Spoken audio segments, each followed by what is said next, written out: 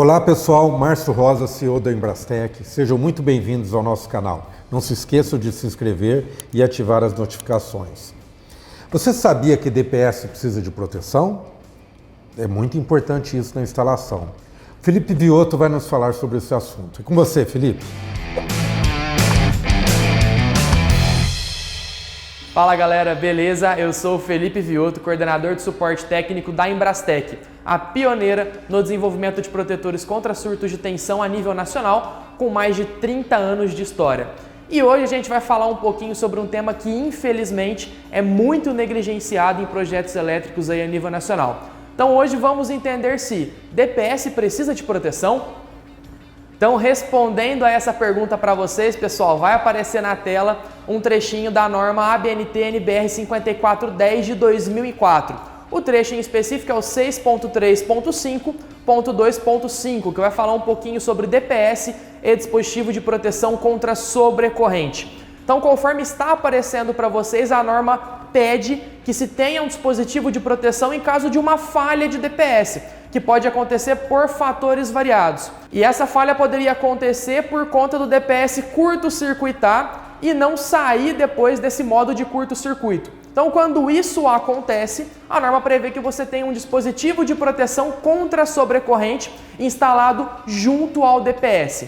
Formatos de instalação. Então vamos entender como que eu posso utilizar esse DP, como a norma chama ali, o dispositivo de proteção. Então eu posso ter primeiro esse DP, como está aparecendo na tela para vocês, junto ao DPS, então ligado anteriormente ali ao componente para fazer a proteção, ou eu posso considerar o DP do quadro ali ao qual o DPS está fornecendo a proteção, que seria, por exemplo, um disjuntor geral do quadro.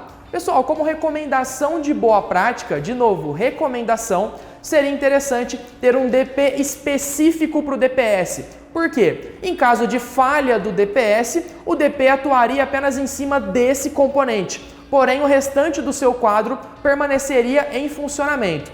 Além disso, uma recomendação ainda mais completa seria o terceiro formato de instalação, onde nós temos uma redundância de proteção, que seriam praticamente dois ramais ali de DP e DPS associados para fazer a proteção ali do seu circuito, de modo que, caso em uma falha do DPS o primeiro DP atue, você teria uma segunda via ali que ainda assim asseguraria o funcionamento normal do seu quadro e, além disso, forneceria a proteção de forma complementar.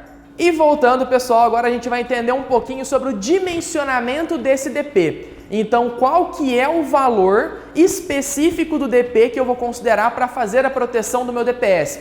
Pessoal, nesse item vocês podem ficar tranquilos, porque esse valor vai aparecer no datasheet do DPS para vocês. Então a norma requer, conforme está aparecendo na tela, que esse valor do DP deve ser especificado pelo fabricante do próprio DPS. Então, com uma simples consulta ali no datasheet do equipamento ali de proteção que está sendo considerado para o seu projeto, no caso o DPS, você já vai ter a informação de qual DP que será utilizado. Importante mencionar, pessoal, esse dimensionamento de DP que o próprio fabricante de DPS faz, ele é feito baseado em requisitos normativos nacionais e internacionais, além, claro, do aspecto construtivo daquele DPS que está sendo considerado no seu projeto. Então podem ficar tranquilos que o valor que aparece no datasheet, ele segue normas, aspecto construtivo de DPS e foi testado e dimensionado pelo próprio fabricante do componente.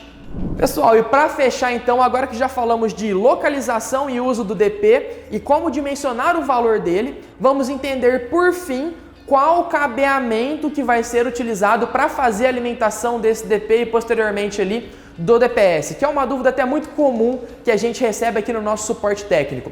Então, conforme está aparecendo na tela para vocês, a norma requer que o cabeamento que vai fazer a alimentação desse DP e do DPS siga o valor máximo de corrente de curto-circuito que vai passar ali por meio desse DPS. Mas, para facilitar o entendimento para vocês, a gente pode trazer uma dica. Sempre quando forem fazer o dimensionamento ali do cabo que vai ali alimentar esse DP e também o DPS, sigam a especificação do DP que vai constar ali no datasheet do produto para vocês. Por quê, pessoal? Fica muito mais fácil o dimensionamento. Vou dar um exemplo para vocês. Padrão em Brastek, DPS de classe 2, nós recomendamos um DP ali para fazer a proteção em caso de falha do DPS no valor de 32 amperes. 32 amperes seria relativo a um cabo de 6 milímetros voltado ali para fazer a condução dessa corrente até chegar no seu DP. Então, para facilitar o dimensionamento para vocês, nós podemos então seguir a especificação do DP para fazer o dimensionamento ali do cabo que vai fazer a alimentação dele e posteriormente também do DPS em um aspecto de condução.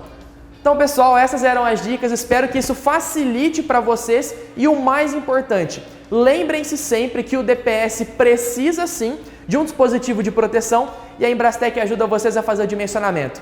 De novo, pessoal, pensou em proteção para o DPS, respeitando a norma e descomplicando esse assunto para vocês, pensou em Embrastek.